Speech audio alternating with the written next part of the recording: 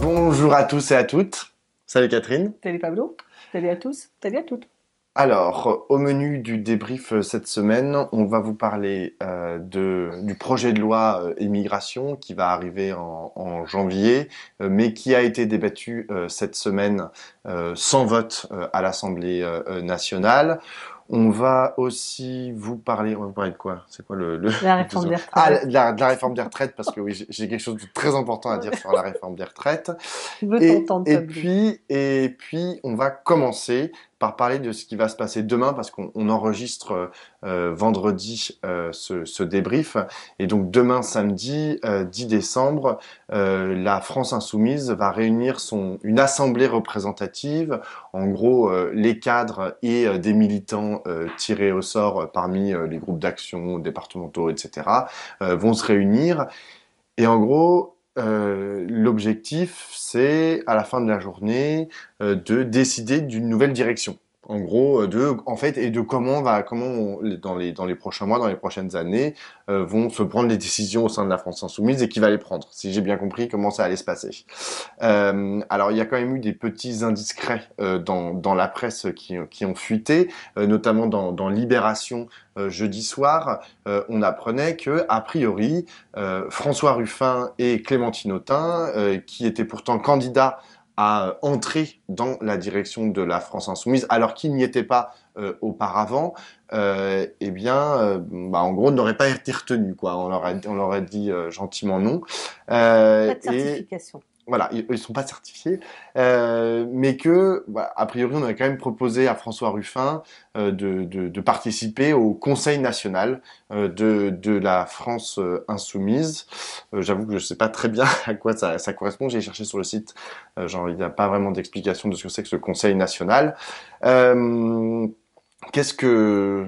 Qu'est-ce que t'en attends, toi, Catherine, de ce... Parce que je rappelle que Catherine, comme moi, nous avons reçu le mail pour participer à cette assemblée représentative dans la mesure où, tous les deux, nous avions, appelé à appuyer la candidature de Jean-Luc Mélenchon à la candidature à la présidentielle 2022. Donc, on a tous les deux reçu ce mail. Donc, c'est un peu à titre à la fois de commentateur et d'observateur de la vie politique, mais aussi, du coup, un peu à titre personnel, parce qu'on a reçu le mail à titre personnel. Toi, t'en attends quoi de cette assemblée représentative? Donc, nous sommes considérés comme des insoumis. Des insoumis. Donc, on s'est dit avec Pablo qu'on allait créer un groupe d'action insoumis, puis qu'on a demandé notre certification. On va voir. Regard insoumis. C'est possible.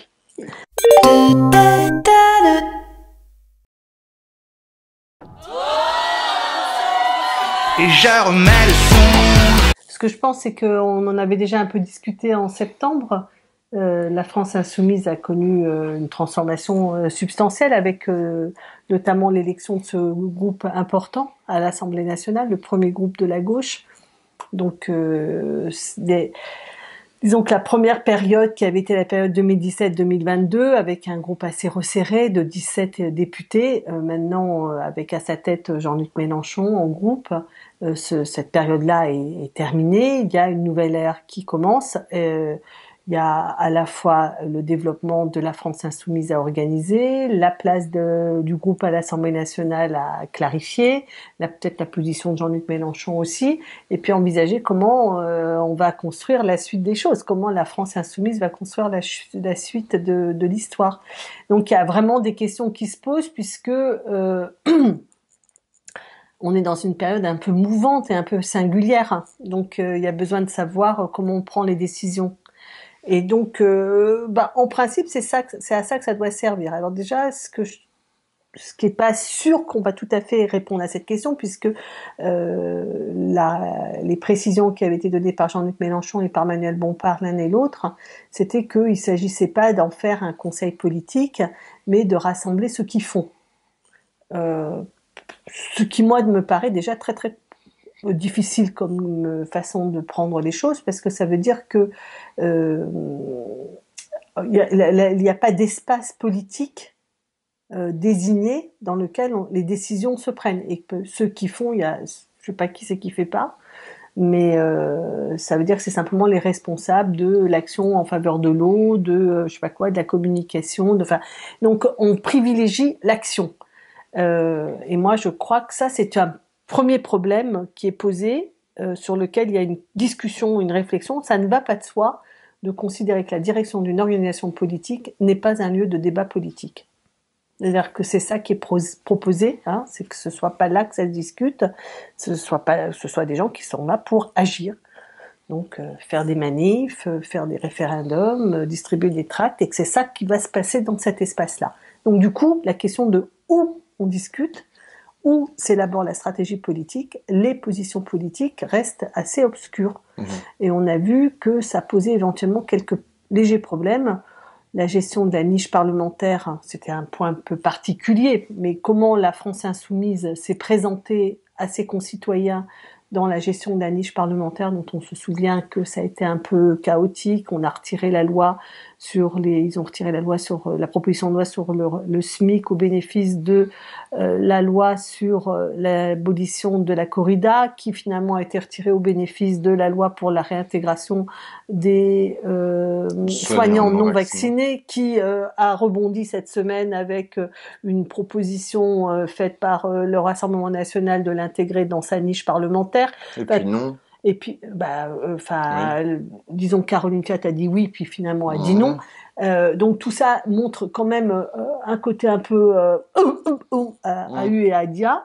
Et donc on se dit, ça serait quand même pas mal que pour la France insoumise, il y ait peut-être un endroit où ces choses-là se clarifient et qu'on n'ait pas ce sentiment de chaos. Enfin, moi, que je ressens, j'ai l'impression que on est dans le chaos. Alors, je sais bien qu'ils ont en plus en arrière-plan le problème qu'Athénin a réglé, donc ça les occupe beaucoup. Enfin bon, le reste de la vie continue et que du coup, c'est pareil, ça paraît pas extrêmement bien clairement maîtrisé, géré. Et on sait surtout pas par qui, comment. Enfin, je veux dire, Mélenchon est pas là, mais il dirige quand même. Il est le chef, tout en. Bon, enfin bref, voilà. Je pense que ça c'est le premier problème. Mais moi, je suis complètement d'accord avec toi. Et à ça se surajoute le fait que, l'Assemblée, là, je vais faire mon naïf, mais l'Assemblée représentative, elle est demain. Et que, en fait, depuis hier, a priori, on a déjà les conclusions de ce qui pourrait, des débats, en fait, qui pourraient advenir demain. Donc c'est assez paradoxal, c'est-à-dire que on va dire aux gens, votez pour quelque chose qui a déjà été pensé, effectivement, par qui, c'est une vraie question. En fait, qui a décidé, par exemple, que Clémentine Autain et François Ruffin devraient être écartés, en fait, de cette direction. Est-ce que c'est eux-mêmes? A priori non, parce qu'ils n'ont pas l'air très contents dans l'article de Libération. Donc, on sait pas trop, en fait, qui tire les ficelles. Il y a sûrement des gens qui tirent les ficelles, mais et d'ailleurs, pourquoi pas? Mais le faire avec un peu plus de transparence. Pourquoi? Non, mais et si pourquoi? Oui, mais en fait, si c'était fait avec transparence, ça pourrait être remise en question. Du coup, c'est pas tirer les ficelles. Si c'est transparent, c'est pas tirer les ficelles, c'est dirigé. Et c'est dirigé, exactement. Mais là, voilà, il y a cette opacité mais qui est un peu symptomatique chez la France insoumise depuis le début. Où en fait, sauf qu'au départ, comme tu l'as dit, comme il y avait la personnalité de Jean-Luc Mélenchon et qu'on savait que c'était lui l'aiguillon, en gros, que c'était sur lui quand il disait, on fait comme ça, on faisait comme ça. C'est lui qui va faire, c'était lui ou elle qui allait faire. Là, il y a plus Jean-Luc Mélenchon, donc du coup, on se dit, est-ce que c'est encore Jean-Luc Mélenchon qui décide ou est-ce que c'est d'autres qui décident, mais du coup, à quel titre il décide? Donc voilà, tout ça est éminemment compliqué et pose la question si François Ruffin et Clémentine Autain étaient effectivement écartés de la direction contre leur gré, parce qu'encore une fois, ils avaient demandé à rentrer dans la direction, se pose la question de leur avenir politique. C'est-à-dire que, en fait, au bout d'un moment, si on leur dit, si à chaque fois, c'est vrai, dans l'article de Libération, ils disent Clémentine Autain et François Ruffin qui sont à la lisière de la France insoumise, ou à la bordure de la France insoumise. Voilà, c'est comme ça qu'ils qualifient le positionnement de Clémentine Autain et François Ruffin. Oui, moi je trouve ça un peu fort de café. Je trouve qu'ils ils donnent beaucoup de gages, quand même. Exactement. Mais pour autant, c'est ce qui est écrit dans l'article. Si on leur refuse l'accès à la direction, alors même que je pense que l'un comme l'autre, et d'ailleurs à deux endroits différents, ils représentent en fait des conceptions, des choses très importantes en fait pour la France insoumise. Si on leur dit non. En fait, au bout d'un moment, il serait peut-être temps de dire en fait, l'avenir pour ces deux personnalités-là qui incarnent, à mon sens, des courants, ou qui sont partie prenante de courants importants de la gauche, qui se disent peut-être qu'il va falloir aller voir ailleurs. Oui, enfin, je sais pas si on en est là, mais en tout cas, ce qui est sûr, c'est que ça posait un problème, c'est que la France Insoumise se voulait un mouvement large, creusé, dans lequel il y avait toutes les histoires qui pouvaient se retrouver. Et puis là, on voit pas au nom de quoi ce que dit. Et encore une fois, je trouve que Clémentine Autain et François Ruffin disent des choses qui sont pas toujours exactement les mêmes choses que Jean-Luc Mélenchon, par exemple. Bon, enfin bon, c'est pas grave, quoi. Je veux dire, il y a jamais eu mort d'homme. Enfin, il y a jamais eu de choses extrêmement graves qui ont été dites ni par l'un ni par l'autre, et que donc simplement admettre qu'il y a un peu de diversité dans la France insoumise, ça me paraîtrait pas, bon, ça me paraît très bien, quoi. Et puis l'autre truc, c'est que il peut pas y avoir un écart trop grand entre ce que l'on prétend vouloir porter comme projet politique et son mode d'organisation interne. C'est-à-dire que là, on a déjà discuté de ça à propos de Caténins, c'est-à-dire qu'il y a un positionnement féministe radical de la France insoumise qui ne peut pas être sans relation avec la gestion de la question d'Adrien Caténins. La France insoumise se veut porteur d'une conception de la démocratie renouvelée, élargie, étendue au RIC, à la 6e République, etc. Ben, on peut pas ne pas avoir une organisation démocratique. Elle ne peut pas ne pas être plurielle parce que la France est plurielle. Elle ne peut pas ne pas être démocratique et par ailleurs, elle ne peut pas ne pas discuter de politique vu la merde dans laquelle on est, quoi. Et puis il va falloir diriger la France, hein. Et en France, tout le monde ne sera pas d'accord, hein. Donc si jamais ils arrivent aux manettes, comme on dit, va falloir prendre en considération tous ceux qui ne sont pas d'accord. Alors il y avait un truc là, si j'ai bien compris, moi leur conseil politique en fait, c'est que donc cet espace-là ne serait donc pas l'espace politique, ce serait l'espace de la mise en œuvre, de l'action. La direction. Là, le truc qui va être désigné demain, voilà, ça c'est avec les représentants des groupes d'action, etc. Donc ce que je disais tout à l'heure, c'est que c'est vraiment tourné vers l'efficacité de l'action, donc ce n'est pas le lieu de la politique, et il y aurait donc un conseil politique qui lui serait parallèle, extérieur et qui se réunirait, je sais pas, bon an mal an, toutes les 6 semaines, tous les 2 mois, enfin bon, quelque chose comme ça. Voilà, encore une fois, cette séparation entre le faire et le penser, à moi, ça me paraît extrêmement problématique pour les uns comme pour les autres. Il y aurait ceux qui pensent et ceux qui font. Je sais pas comment vous dire, ça me paraît pas du tout la réalité du monde d'aujourd'hui, d'imaginer qu'on va séparer en deux ceux qui font et ceux qui pensent. Alors, en parlant de séparation en deux, c'est aussi le projet de Gérald Darmanin et d'Olivier Dussopt avec leur projet de loi sur l'immigration. Eux, ils veulent trier le bon grain de livret et dire... c'est sans transition, quoi. Ah bah j'ai fait une transition, mais non, une transition parfaite. Enfin, ah bon, d'accord. La séparation, tu vois, genre sur cette façon de dire, bon bah il y a les gentils migrants, il y a les gentils migrants qui travaillent et puis il y a les méchants migrants qui ne travaillent pas et qu'il faudrait expulser manu militari, on ne sait trop où, puisque... on ne sait trop où, puisque la plupart du temps ils veulent pas retourner dans leur pays et ils veulent pas dire d'où ils viennent et voilà. Mais donc ce projet de loi, en gros, qu'est-ce qu'il propose? De régulariser tout ou partie, après on est plutôt sur partie, et la question c'est qui des travailleurs sans papier qui sont présents sur le territoire français. Encore une fois, on ne connaît pas le périmètre exact des travailleurs et des travailleuses qui seront touchés par cette proposition de régularisation, et dans le même temps de renforcer tout l'arsenal légal pour expulser plus facilement ceux qui seraient présents et celles qui seraient présentes illégalement sur le territoire français. Voilà, ça c'est la proposition qui est portée par Gérald Darmanin et par Olivier Dussopt, le ministre du Travail. Qu'est-ce que... Oh, vas-y. Vas-y, c'est consternant. Non mais exactement, c'est consternant parce que on voit très bien en fait la stratégie qui est la leur de dire ah bah regardez, on donne des gages à la gauche et puis on donne, alors puisqu'on va régulariser quelques travailleurs sans papier, peut-être beaucoup d'ailleurs de travailleurs sans papier, et puis en même temps on va leur donner des papiers pour un an. Exactement. On va leur mais c'est pas, honnêtement, genre je sais que c'est pas négligeable non plus, tu vois, genre ça veut dire que pendant un an ils pourront. Mais bien sûr, mais enfin je veux dire, un an c'est quand même, c'est pathétique. C'est quand même encore extrêmement précaire. Exactement. Ça pourrait être au minimum 3 ans. Non, quand même, bien sûr. Bon. Et donc ça c'est d'une part, et d'autre part, ils se disent on va donner aussi des gages sur notre droite en disant que finalement il ne faut pas non plus se faire submerger par les migrants, donc on va être vachement plus dur dans les expulsions.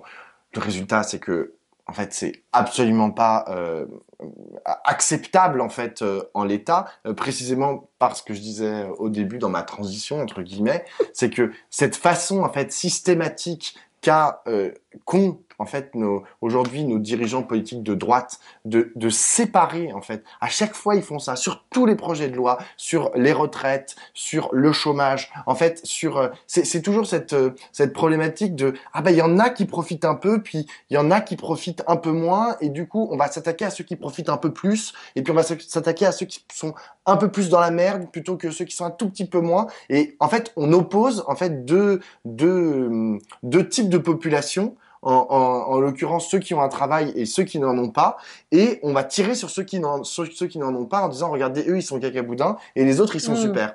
Et je trouve que cette façon de raisonner de façon binaire est hyper comment on dit porteuse de crispation en fait dans la société. Et je trouve ça éminemment à la fois problématique et au fond profondément abject.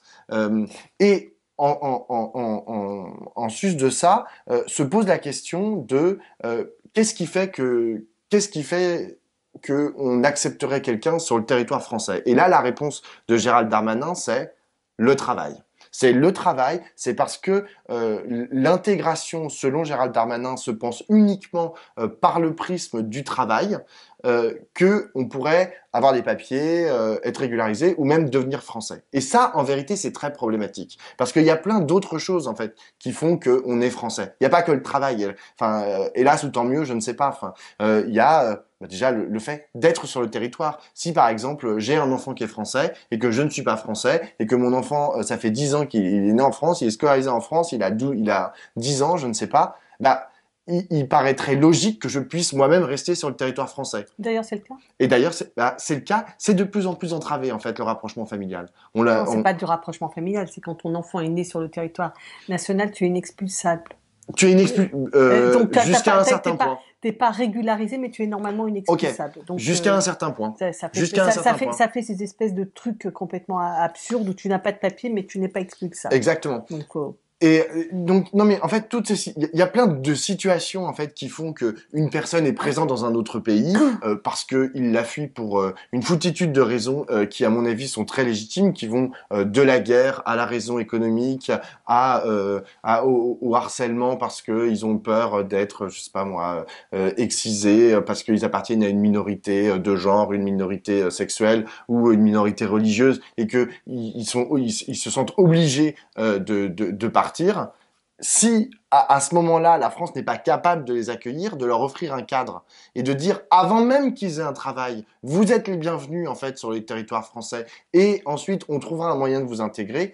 Alors je pense que honnêtement, comme dirait l'autre, la France n'est plus la France. Enfin, alors oui, d'ailleurs, Borne prétend qu'elle va être restée fidèle au droit d'asile. Sauf qu'en vérité, on est en train de réduire les recours pour les demandeurs de droit d'asile, puisque on était à 12 recours et ils vont baisser à 4, c'est-à-dire que très simplement, on va administrer de manière plus expéditive la question du droit d'asile, et en fait, il y aurait même une mise en œuvre qui pourrait être déclenchée dès le premier refus. Alors, tu as le droit de faire des recours, mais ça serait pas suspensif du refus de ton droit d'asile et donc du fait que tu puisses être rejeté en dehors de France. Donc le droit d'asile est vraiment très fragilisé par cette loi. Ce que moi je pense, c'est qu'elle est strictement idéologique. C'est-à-dire qu'elle est encore pour nous raconter que le gouvernement fait quelque chose face à l'inquiétude des Français qui se sentent submergés. Moi, j'ai cette semaine bien aimé la tribune qui a été publiée par Le Monde, d'une quarantaine d'associations et d'intellectuels qui travaillent sur le sujet sérieusement et qui disent qu'il faudrait faire une conférence citoyenne sur le sujet, un peu comme il y a eu la conférence citoyenne sur le climat, c'est-à-dire un endroit, un moment du débat dans lequel on tire au sort 150 Français à qui on donne les moyens de comprendre les phénomènes migratoires, comment ils se passent, comment ils sont projetés dans l'histoire, qui nous permettrait de relativiser tout ça, puisqu'en fait tout le monde sait qu'il n'y a pas plus d'immigrés aujourd'hui qu'au début du siècle, du XXe siècle, par exemple, que la part de l'immigration elle reste à peu près constante dans la population. Il y en a plus puisqu'on est plus nombreux, mais il n'y a pas plus d'immigrés aujourd'hui qu'à l'époque. Mais les fachos te répondront, c'est pas les mêmes. Mais ça, c'est des fachos. Ouais. Mais ce que je veux dire, c'est qu'objectivement, il n'y a pas plus d'immigrés aujourd'hui. Et deuxièmement, ça permettrait aussi de voir que la France est un des pays au monde qui est le plus intégrateur. C'est-à-dire que dans lequel on voit que, par exemple, les mariages mixtes sont les plus courants, les plus développés. Donc, au lieu d'essayer toujours de courir après l'extrême droite pour essayer de passer du poil de la vasine comme ça pour dire machin, non, je veux dire non. La France est un pays d'accueil par tradition et les Français le sont par réaction. C'est-à-dire ils militent, ils s'organisent. Et puis dernier point, c'est que dans ce projet de loi, comme tu l'as dit, il n'y a rien pour l'intégration.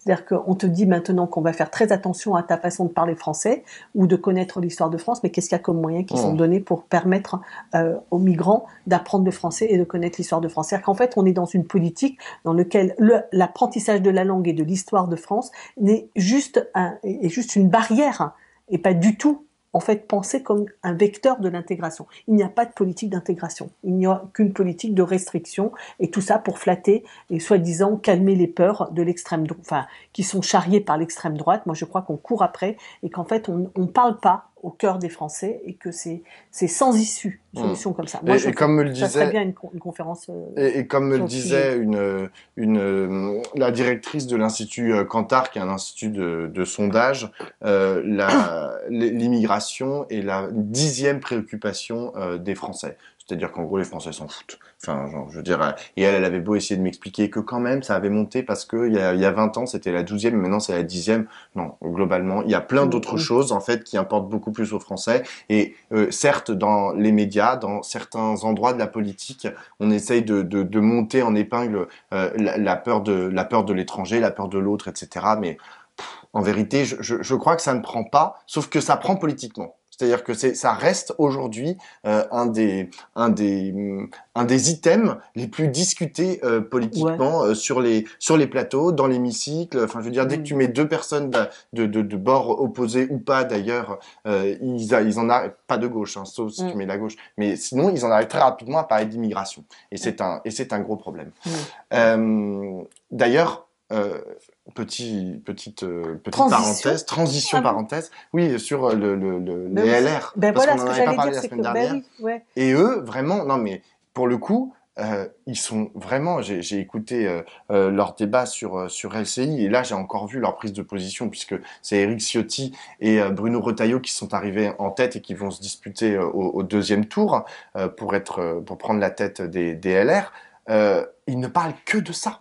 Enfin, je veux dire, c'est leur obsession. Enfin, la question de l'immigration, la question de la culture française vue comme un bastion à défendre contre les hordes d'Arabes et d'Africains qui arriveraient, la culture française éternelle. Exactement, quoi. La culture française éternelle, mais vue comme un bastion. C'est-à-dire que c'est pas en soi, on pourrait se dire, à dire pourquoi pas, si on a envie qu'on pensait la France éternelle de Jeanne d'Arc et je sais pas quoi, pourquoi pas. Mais là, c'est plutôt la France de Charles Martel. C'est-à-dire que il faut résister. Et c'est parce que, et ils disent Jeanne d'Arc, parce qu'ils disent Jeanne d'Arc va nous servir, en fait, à bouter les Arabes hors de France. Enfin, et pareil pour Charlemagne, Clovis et Napoléon. Tout ça, en fait, en parlant de tout ça, c'est juste pour s'opposer aux autres. En fait, c'est démentiel, en fait, comme problématique. C'est une vision, pas que de la France, c'est une vision du monde qui est, mais absolument terrible. Enfin, en fait, ils décrivent un enfer sur la Terre où, en fait, on ne pourrait plus s'adresser à 99% du monde sous prétexte que nous, on aurait la plus belle des cultures et qu'il faudrait absolument la défendre comme si dans un château fort assiégé. Après avoir nié le réchauffement climatique, ils vont nous nier le fait qu'on va avoir une période de migration et donc ils essaient de nous raconter qu'on va mettre des murs et puis des certificats qui vont faire que les gens vont pas venir en France. Non mais n'importe quoi. Mais moi ce qui m'a frappé, c'est que d'abord ils ne vont pas voter cette loi, c'est-à-dire qu'en fait c'est comme ils votent absolument tout avec le camarade Macron, ben là, ils vont essayer de se distinguer pour montrer qu'ils sont plus durs que Macron, qu'ils sont pires que Macron.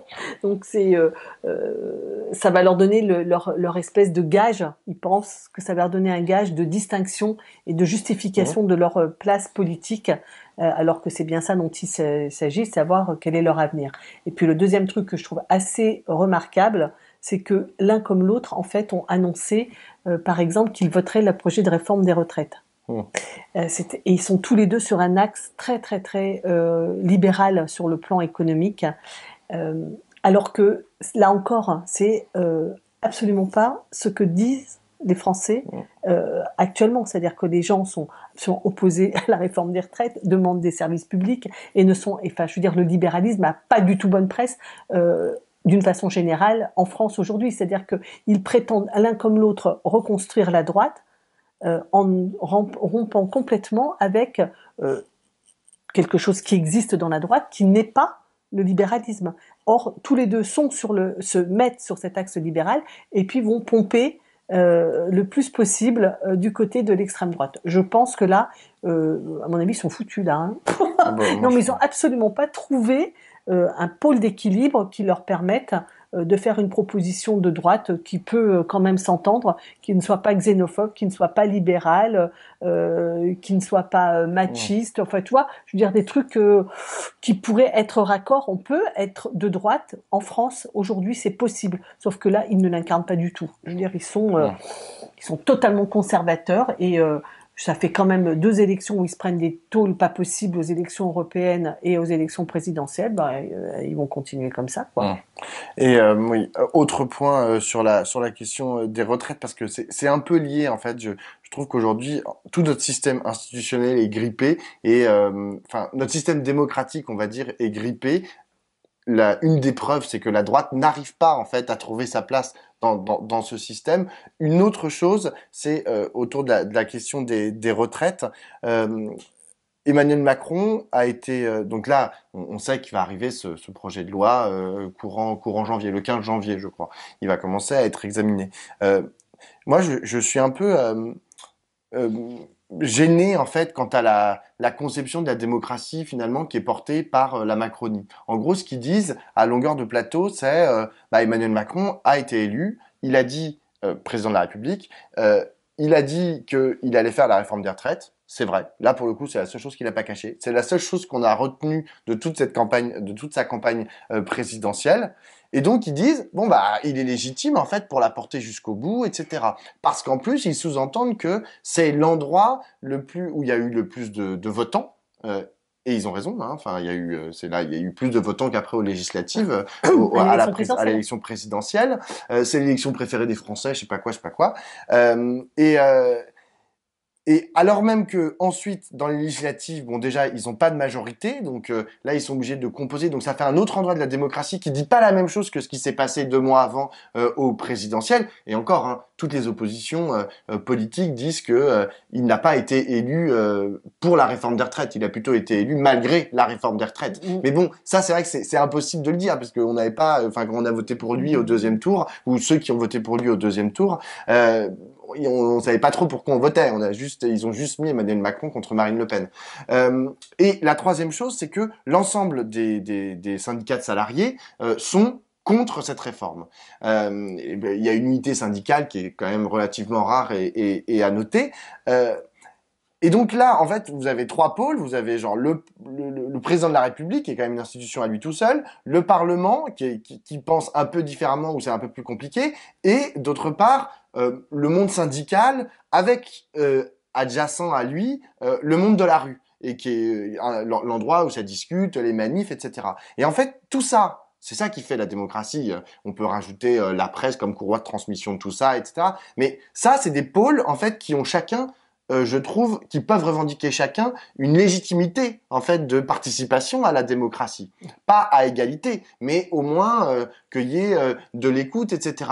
Or, Emmanuel Macron, qu'est-ce qu'il est en train de dire? Il est en train de dire, en fait, moi, je me concentre juste sur l'élection présidentielle, j'ai été élu, et basta qu'aussi, le reste, je veux pas en entendre parler. Je vais faire un 49.3 au Parlement dès le début, ou genre au milieu, mais enfin, peu importe, c'est moi qui vais décider tout seul. La rue, je veux pas en entendre parler, et les syndicats, qu'ils aillent se faire voir, parce que là, la CFDT, ils sont encore sortis en furie, d'une réunion cette semaine où on leur a dit, ils ont dit mais Elisabeth Borne annonce que c'est bon, elle a fait sa concertation. Ils ont dit mais nous on n'a même pas vu, elle est passée où cette concertation? Donc ils sont pas contents du tout. Laurent Berger est pas content du tout. En plus ils ont rien à négocier puisqu'il y a plus que le recul de l'âge de départ à la retraite. Donc c'est un peu difficile. Ils peuvent pas négocier sur d'autres sujets il y a plus que ça dans le projet de réforme des retraites. Donc tout ça en fait pose une question qui est fondamentale, c'est où se situe la démocratie. Et aujourd'hui, ça marche plus. En fait, ça marche plus et le résultat de tout ça, ça pourrait être une explosion sociale, mais là, moi, je me range derrière l'avis du camarade Ruffin qui dit le pays est froid. La société est froide et en ce moment, il le déplore pas, mais il le constate un peu amèrement. Il dit les gens sont fatigués et lui, en tout cas, dans son intuition, il sent pas que ça va exploser là dans les semaines, dans les mois qui viennent, même si je pense qu'il l'appelle quand même de ses vœux. Mais voilà, il ne fait que constater ça.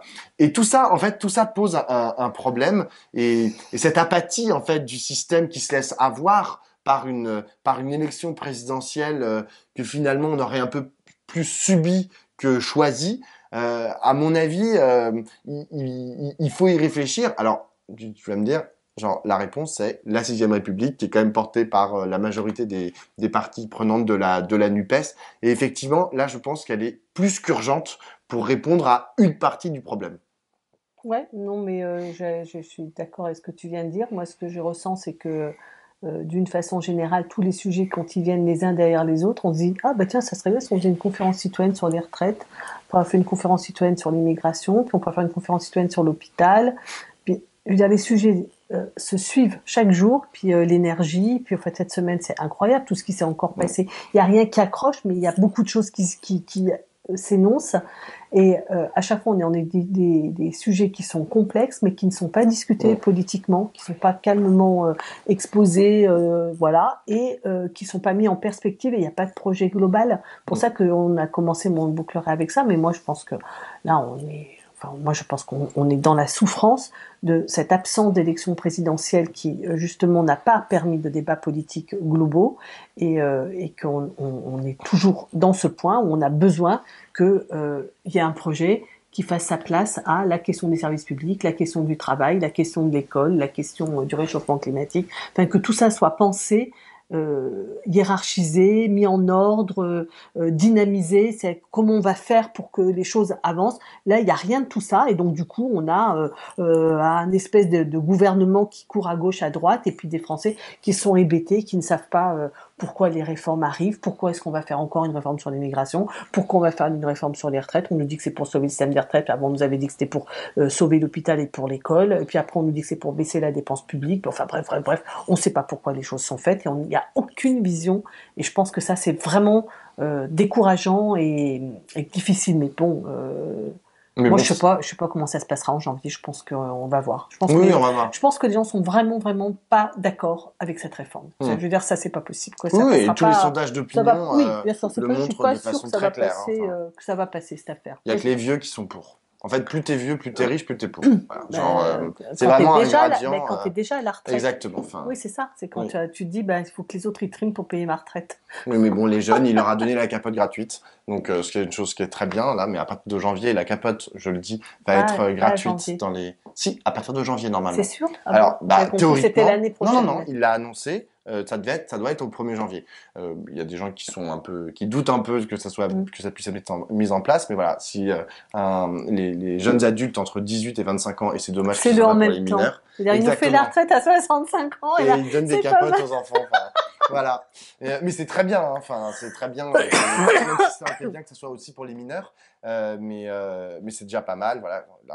Si vous avez entre 18 et 25 ans, vous pourrez aller en pharmacie et le pharmacien vous donnera, avec votre pièce d'identité, il vous donnera gratuitement des préservatifs.